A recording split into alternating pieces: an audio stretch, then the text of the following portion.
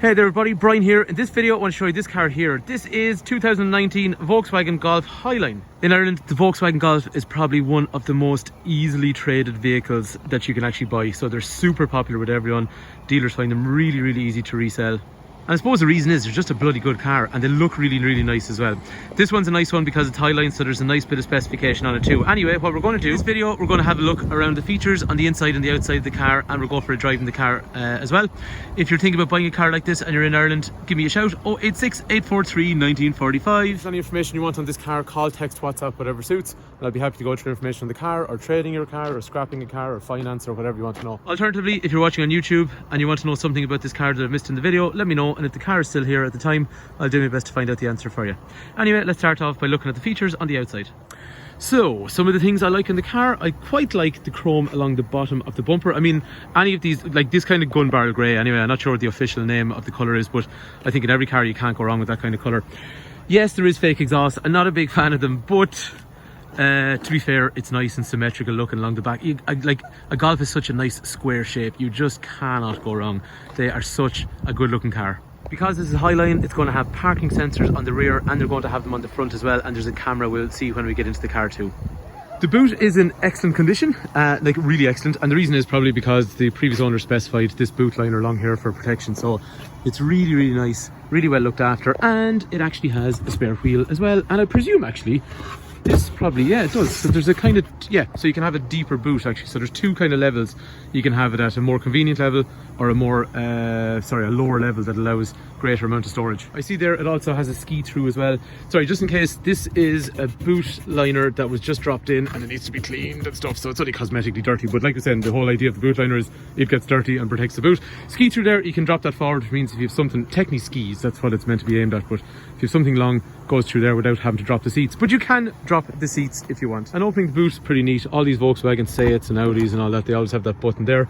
Like even small things like that, the lights turn off and then they come back on when you drop the boot. Because the Highline model then, the rear windows have a nice privacy tint, not too dark, but just something that's a little bit more sophisticated and upmarket looking. So if you look at the rear windows, marginally darker than the ones on the front. I quite like these wheels. So they are a 17-inch wheel with a 225 45 tyre, but they're a big enough kind of size. Well, sorry, how would you say it? They're big enough to kind of fill the arches. Like sometimes on some cars you look at wheels and they're kind of small looking, even if they are still a 17-inch wheel, but these kind of multi-spoke wheels always look a decent size, so I think they fill the arch as well. And then the front of the car has some nice chrome like what we saw already on the rear. So there's nice chrome down along the bottom of the bumper.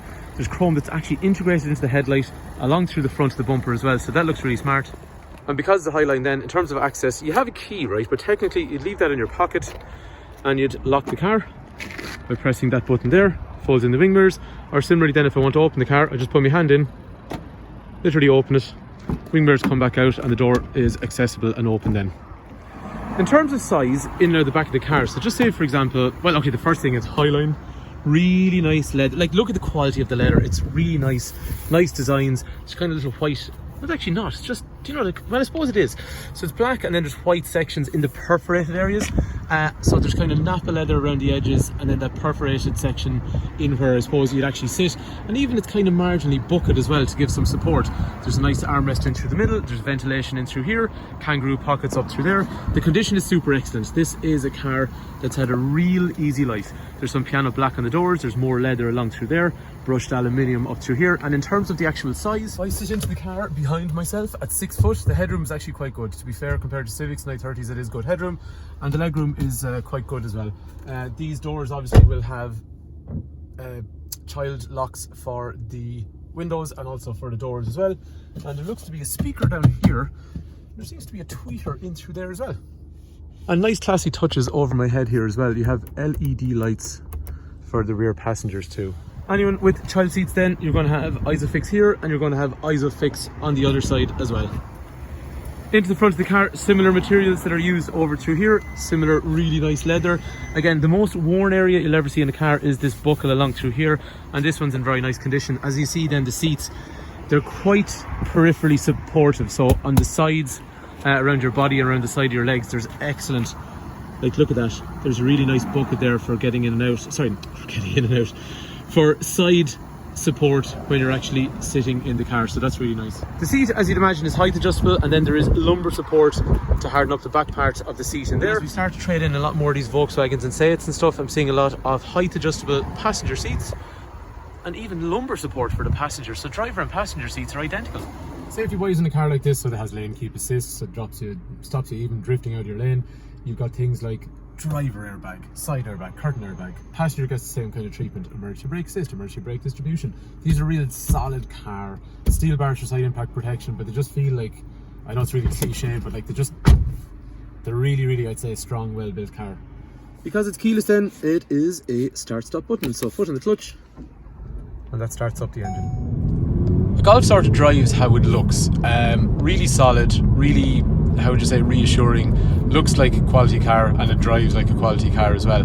In terms of the cabin, when you're sitting in, like just looking around all the materials that are used and where stuff is laid out, all pretty straightforward stuff, but it does feel a little bit more upmarket than some of the other cars that it competes with in this segment, and you know, you can really see why people buy these cars. The infotainment system on these cars, so I like the way the resolution on the screen is, the way it touches and swipes, easy to use, big navigation setup in through there as well, and then there's also Apple CarPlay and Android Auto, which means you can use Google Maps and Spotify and all that kind of stuff on the big screen if you want.